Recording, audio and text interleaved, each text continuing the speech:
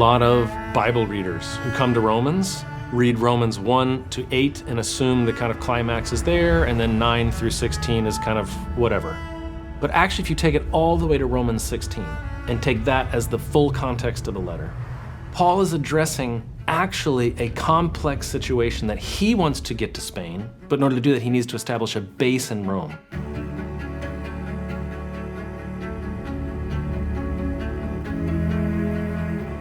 Whether we're reading Romans or Galatians or Philippians, from what we can tell, Paul was pretty unique among Christ believers in his conviction that non-Jews could participate in this movement without converting to Judaism.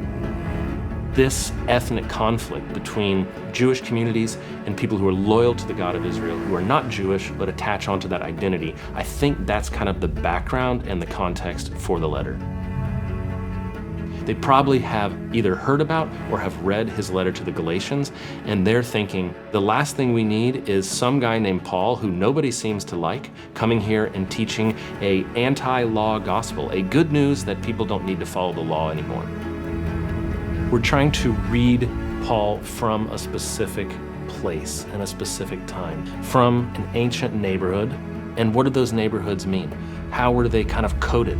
What were the sights and smells? Who lived in what places? How did that map onto affluency and wealth? And we're going to try to read Romans from a sort of neighborhood-focused point of view.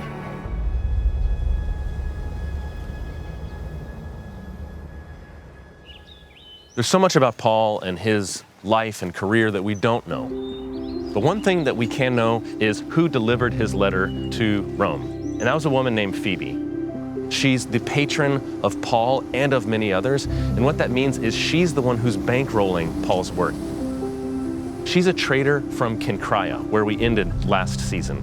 She's a businesswoman who's involved in trade, who's involved in commerce. And she came here herself to deliver this letter.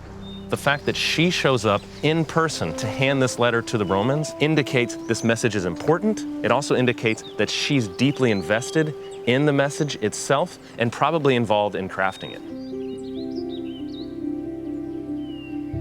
I would think probably in the spring of 57. Paul had been in the Corinth area, the Corinthia, where he had at least two, maybe more churches, one in Corinth and one in Cenchreae, where Phoebe was the leader. And they had together composed a letter, a really important letter that we now call the letter to the Romans. And after that had been composed, Paul likely went down to Cenchreae and got on a ship and headed towards Jerusalem to see if the people in Jerusalem accepted the last 10 years of work of his life. Phoebe, on the other hand, takes that letter along with probably an entire entourage of people, including her associates and slaves, and heads to the other side of the isthmus and probably took a ship from there out towards Italy.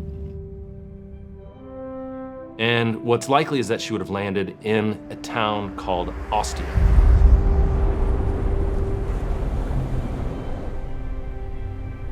Ostia is the port city of Rome, and Rome is the biggest city in the entire world. Everything that's coming in and out of Rome is going into Ostia. So this would have been a long, expensive journey for lots of people. She lands in Ostia, and her mission is to make it up into Rome, up through the Tiber, to deliver this letter.